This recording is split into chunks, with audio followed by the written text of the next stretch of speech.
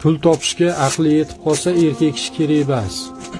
Sani gap so'zingni eshitib, so'kishingni eshitib o'tiramanmi? Sassiq paypag'ingni yuvib. Bundan ko'ra o'zim pul topib, o'zim eplab yuraman. Er kerak emas deydigan ayollar juda ko'payib ketdi hozir.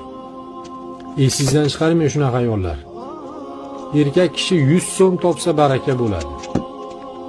Ayol kishi 100 ming topsa o'sha 100 so'mlik barakani olib kela olmaydi. Alloh erkakka bergan barakani. Esingizdan chiqarmang. Eringizni behurmat qilmang. 3-4 so'm pul topib.